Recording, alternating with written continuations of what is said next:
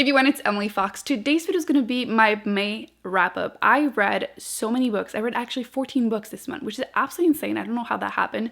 To be fair, I did have 2 days during the weekend where I had no electricity, so that forced me to read even more. And I also did have 3 books, which we'll talk in a different video because no time at this point. So many books to talk about. But the best part is that none of these had a rating under 3 stars.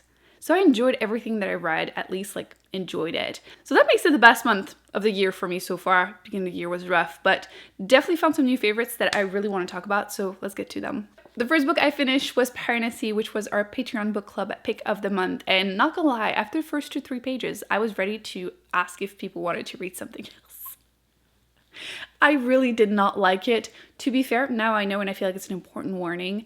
The main character is confused in the beginning, which makes it confusing. So definitely continue if you didn't enjoy the beginning. Things definitely pick up, but it's a very, not even character-driven story. It's like setting and writing. It's just vibes, honestly, with a little bit of dark academia. You don't want to know anything else about it. I read it in 2 days. You just want to figure out what's going to happen. You're either gonna love it or hate it, really. And in theory, it's like magical realism, so I feel like I should have not liked it because I usually always don't like magical realism, but this one I really love. I'm gonna give it 4.25. I feel like looking back, I almost want to increase the rating, which usually doesn't happen for me, so this was just something completely different. It totally worked for me and worth the hype in my opinion. The second book that in theory maybe should have worked for me, but it did, was Book Clovers by Emily Henry. This is my first book by the author and I will definitely be checking out more by her. This is a romance, which is again not usually my main genre, but I needed a palate cleanser and this worked for it. It's an enemy to lover between two people that work in the publishing industry. Really enjoyed the characters. I enjoyed the backstories of all of them, even side characters, which I feel like sometimes are not super fleshed out in contemporaries and romances.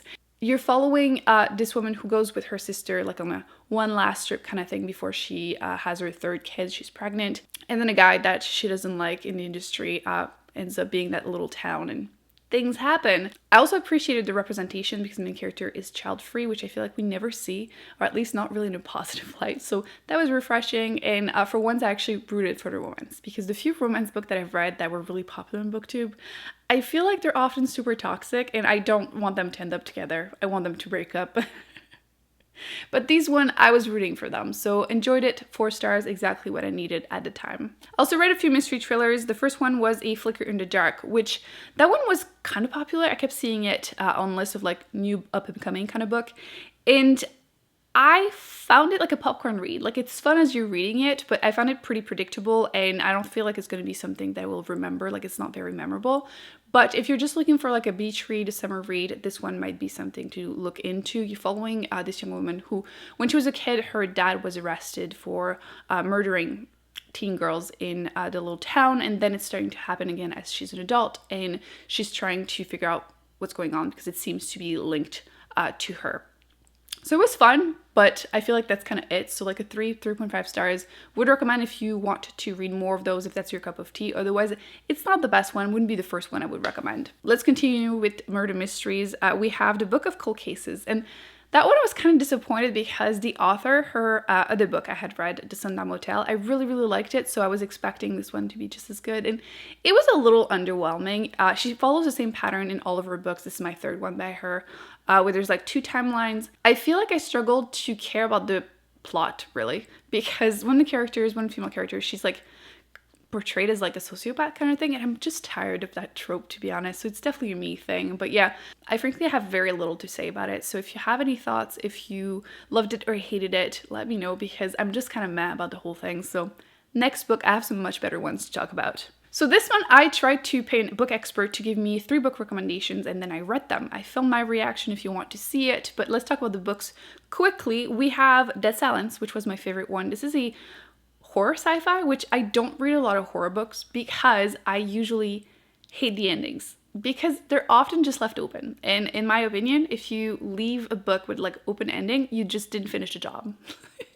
I don't care what the answer is. I don't care if it's ghosts, aliens, disease, I don't care. Just choose one and make it happen. So in this one, you do get an actual ending. And it was fun. I was creeped out the whole time, which is also what I want when I read a horror book. You're following a crew in space who finds this big ship that disappeared years ago that had a bunch of like rich and famous people, and nobody knows what happened with them. And then they find a ship, try to figure it out, and creepy stuff happens. I enjoyed it. 4 stars. If you want to be creeped out, this might work for you too. I also read The Conductors, which that was a genre I had never read. It's like a mix of urban fantasy, murder mystery, and like magic. You're following Hetty, who's trying to figure out what happened. There's murder mystery, murder of someone that she knows, and then it seems to be linked to her and her husband. She's trying to figure out what's going on, and I overall enjoyed it, probably mostly because of Hetty. She's just very likable as a character. I just found that the magic system was just not explained. I feel like I prefer pretty strict magic system when things just make sense. I feel like when things just happen to work exactly the way you need to in the plot, it's just kind of weak. But I would continue. This is the first book. I believe it's a duology. Book 2 is out, so I will be looking into it. But yeah, this was interesting. Also a bit of historical fiction. It's all over the place, but not in a bad way. Ooh, this was a 3.75 stars. Last but not least for that challenge, I read Breaking Day, which I would call it like a YA to adult sci-fi. Like if you're usually more of a YA reader and you want to get into adult sci-fi, this might work for you. You're following humanity escape from the planet whenever there were some big disagreement with artificial intelligence, and you're following a crew that left a few generations ago. They're the actual team that are going to arrive on the new planet. And you're following this teenage boy who starts seeing things. And obviously he's trying to hide it because if he's seeing things, he won't be able to get the job that he wants. And I really enjoyed the sci-fi and like the technology elements. I didn't really care with the main character. I don't know if it's a me thing, but I feel like I'm struggling often with teenage boys as main characters. With the love interest, they always annoy me. And often there's a trope of like, oh, all the adults are stupid, which I'm sure happens with the female characters too. But like in this case, it was the only thing that kind of just annoyed me a little bit. I much prefer his cousin, who was more of like a hacker. She just seemed cool. And the ending happened a little quickly. So for me, this was a 3.5 stars. I didn't hate it. I think this is going to be a popular one. It's just a me thing, which again, it's fine. The next 2 books are part of a series. The first book is Before the Coffee Gets Cold, and the second one is Tales from the Cafe. And this is such a fun little concept. I'm a big sucker for cute concepts, fun concepts, especially like sci-fi ones. So it's definitely a contemporary with like a hint of sci-fi, super beginner friendly. It's a coffee shop in Japan where people go. There's this rumor that if you go and sit on this specific chair, you can travel in time. Isn't it fun? I feel like that's fun. And you're following like 4 or 5 stories in each book of people that want to go and like talk to someone, try to fix something, but there are definitely strict rules. So you can't actually change anything in the past. You can't get up from the chair. So like super strict, and you have to leave before the coffee gets cold. But I thought it was fun, a really fun concept. I enjoyed it. I prefer book 1 over book 2. And I looked into it, and there are actually 4 books, but the next 2 aren't translated to English yet. And it was made originally as a play, which I thought was fun because it works, because you're like the whole story happens in the cafe. I would love to actually see that happen, but yes, if you're looking for a fun little summer read, I also think this would be great, especially if again you like concepts, sci-fi concepts. It's a really easy way, like beginner friendly one to check out.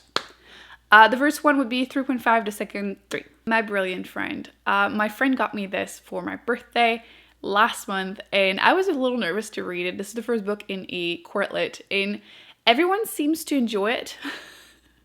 And like there's a lot of hype behind it because the author is anonymous. Nobody knows who she is. And I knew that it was about like a complex female friendship, and I loved it. I loved every second of it. 4.5, 5 stars, doesn't matter. I loved it. Highly recommend it if that's your cup of tea. It's like literally fiction. Essentially, the plot is that one of the friends disappeared on purpose. So the other friend sends her a letter, like an email, recounting their whole life story. In the first book being their childhood. And it was just fantastic. Very complex female friendship. And the ending, even though I kind of saw it coming, I was so unprepared, and I now can't wait to continue. I love this. Just, if literary fiction is your thing, you probably have already heard of this. If not, pick it up. It's fantastic. I also read a few nonfiction. Actually, the one that I just finished is How to Take Over the World, which is tips and tricks on how to become a supervillain. So if you're tired of very serious nonfiction, heavy ones, this is a fun one. I listened to it as an audiobook. The author was the one narrating it, and it's just fun. Honestly, he's like answering seriously but with jokes, of course. About a lot of questions about how to become a supervillain. So the costs involved into like finding a base, which one is the best option in space, under the earth. It's just a little silly, but in a good way. So if that's your thing, would recommend it. I'm giving it 4 stars. It was fun. Next one I finished was Dope Sick, which this book was very heavy, completely the other side of the spectrum of the one I just mentioned. It's following the opioid crisis in the US, so you're following how it started happening. You're also following the story of a few people that went through it, and it's just so incredibly sad. Frankly, there's nothing else to say. It's worth a shot. I do want to watch the TV show. I was waiting a little bit because this was pretty heavy. Plus, silly me, I kept seeing everywhere the Everything Everywhere All at Once. And I thought it was a cute movie, and I went into it and I bawled my eyes out. So I needed a few days off before I tried something sad again. So I will be watching the TV show. I've heard a few of you mention that it's really good, so I'm looking forward to it. But yes, interesting topic, pretty heavy though.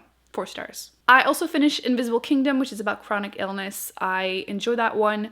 Again, pretty heavy topic, but I feel like the author was pretty optimistic, which I feel like that might sound a little silly to mention, but I feel like I've read a couple this year so far because I do have health issues, and I find myself enjoying the ones where the author is more optimistic about their situation, which, is it selfish? I feel like it just makes me more optimistic about my own situation, which might not be realistic to expect from everyone that has chronic illness to be optimistic, of course, but I found this one pretty helpful, so I would give it 4 stars, would recommend. And I believe the author is also the one narrating the audiobook, which is always something I prefer. I'm pretty sure this is the last one. So last but not least, Belly of the Beast, The Politics of Anti-Fatness as Anti-Blackness, which is about intersectionality. So like the title says, gender, blackness, fatness, health, violence of pulsing. I really enjoyed that one. I think my main complaint is that it's 3 hours long, so I feel like it's too short, but it's definitely an introduction into a really important topic. And twice it mentioned in the book that I had been meaning to read, so I actually checked my library and they do have it. They have like 50 copies of it.